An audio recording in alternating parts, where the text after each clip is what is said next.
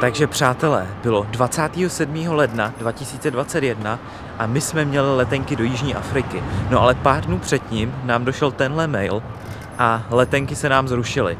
No ale jak se říká do roka a do dne, tak dneska máme 28. ledna 2022 a hádejte, kam letíme? Do Jižní Afriky.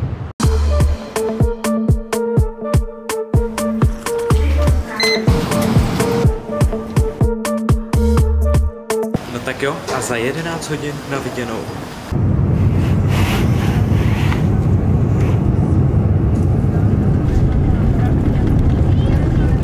Takže vítejte v Cape Town. Za mnou můžete vidět Table Mountain, neboli Stolovou horu, která se tady tyčí nad celým kapským městem. Tady pode mnou ho můžete vidět a je vlastně zvláštní, že i když to Cape Town má asi 4,5 milionu obyvatel, tak to vlastně vypadá jako celkem malý městečko. No a my tady teď pár dní pobudem a zjistíme, co všechno tady můžeme objevit. Takže první cíl dneška bude asi zajet k moři a případně stihnout nějaký hezký západ slunce.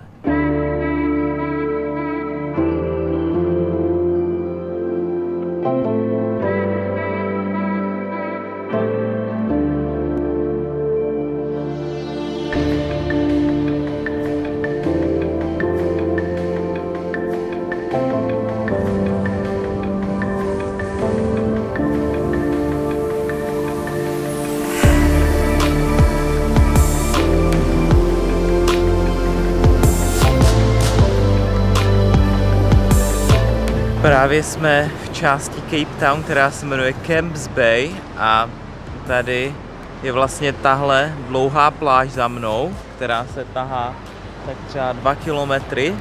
No a tady my jsme na místě, kde jsou takový útesy a odtud právě máme výhled na celou tuhle pláž a v pozadí je Table Mountain a je to tady fakt krásný.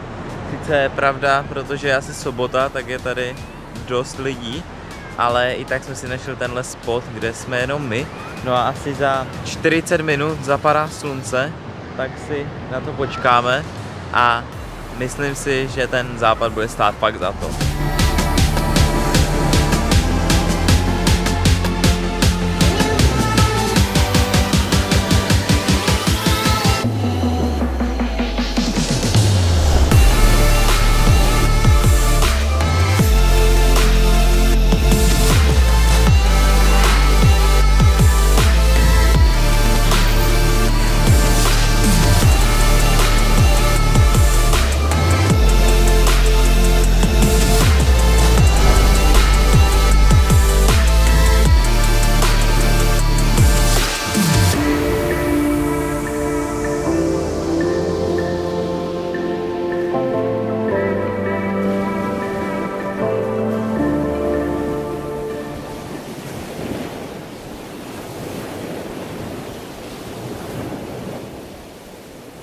Další den ráno jsme vyrazili s cílem objet celý Kapský poloostrov.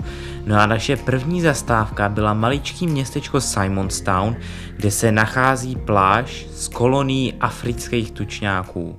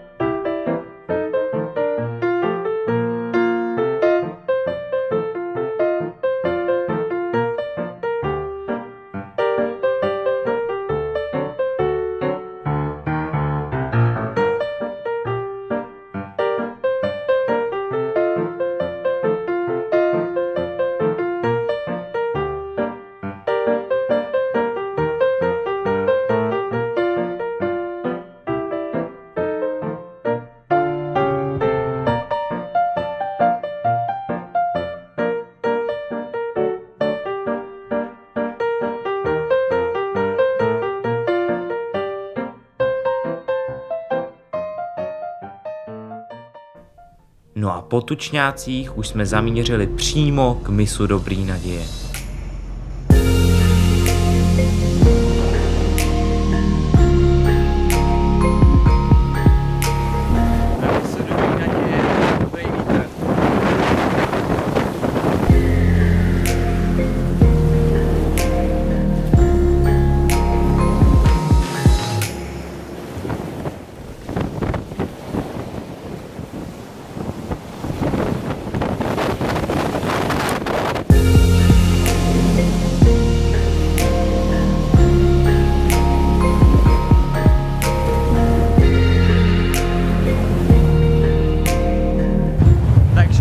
Nevím, jestli tohle bude slyšet, ale právě jsme na mysu Dobrý naděje.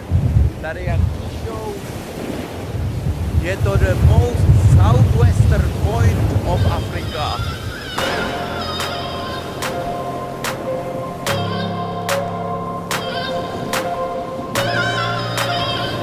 No tak já už vidím tady asi 10. varování, že baboons are dangerous.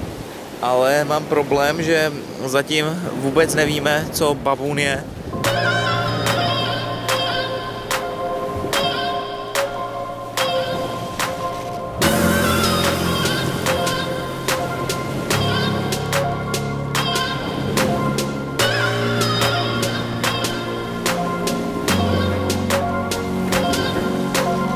Tak a právě jsme vyjeli na podle některých nejscéničtější cestu na světě, jmenuje se Chapman's Peak Road a tady jedeme vlastně podél mořského pobřeží, jsme nad ním celkem vysoko, tady hned jakože je taková propast vedle auta, no a jako musím uznat, že jako něco na tom asi bude.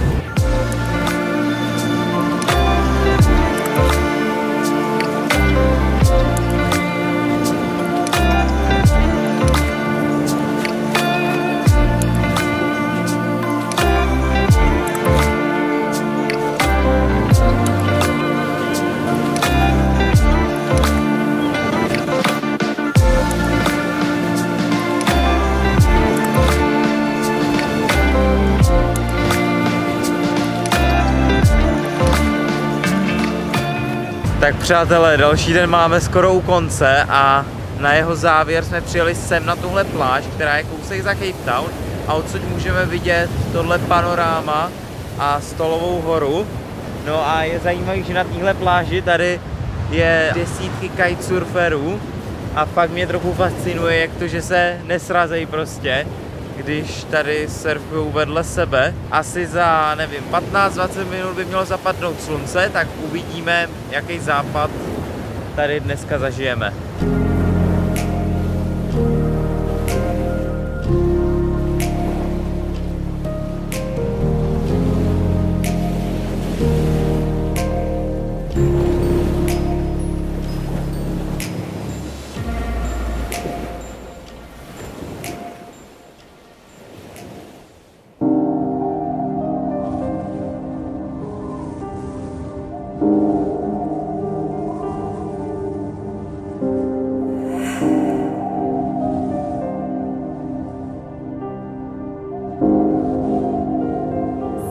Six track.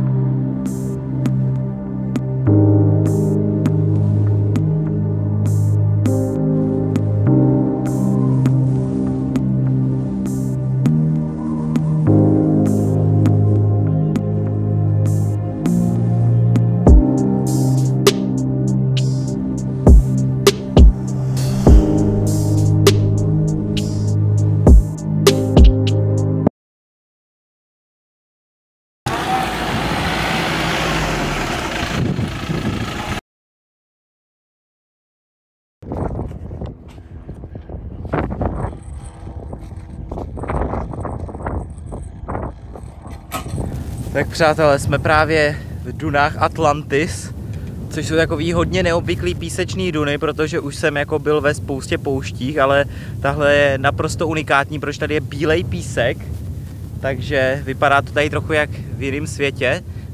Ale je trochu nebezpečný tady jezdit, hlavně když člověk absolutně neví, kam má jet, protože před chvílí jsme zapadli s autem a už jsme mysleli, že budeme volat pomoc. Naštěstí s takovýma písečnýma deskama a vyhraváním písku kolem jsme se dostali ven.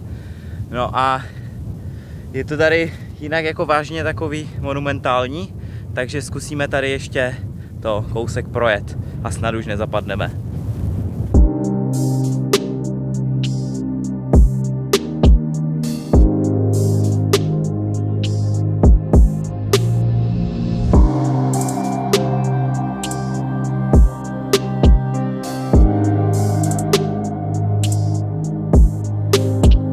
Že dáváme R-ko, tudy cesta nevede.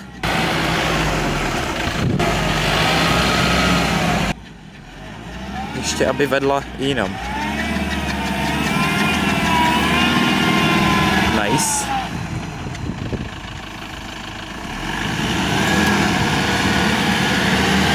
A jedeme.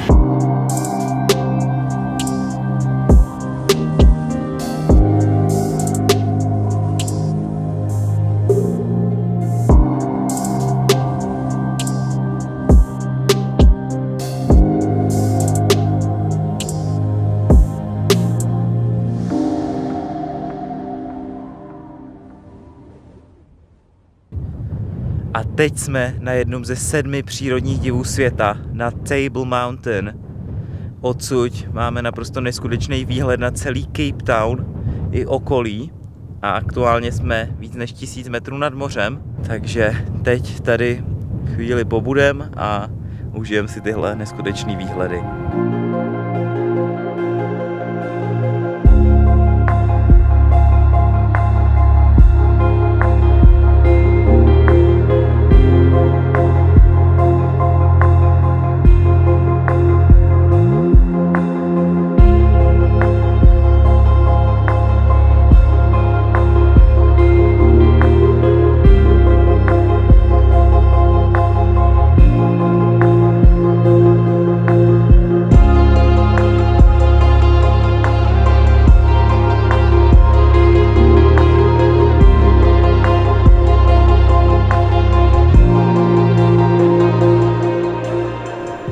Teďka jsme se vydali nahoru, kterou vidíte tady za mnou, jmenuje se Lions Head a je to asi 2 kilometry daleko celkem do kopce, tak uvidíme, jak dlouho nám to bude trvat, no ale ten výhled odtamtud by prý měl být naprosto luxusní.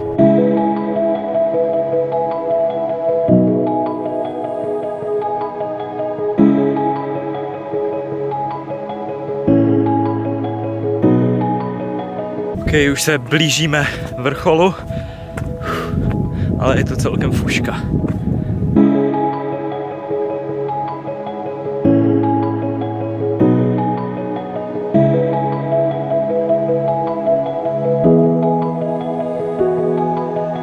OK, a po výstupu, který byl nakonec dost náročný, to jsem ani nečekal, tak jsme konečně tady na Lions Head.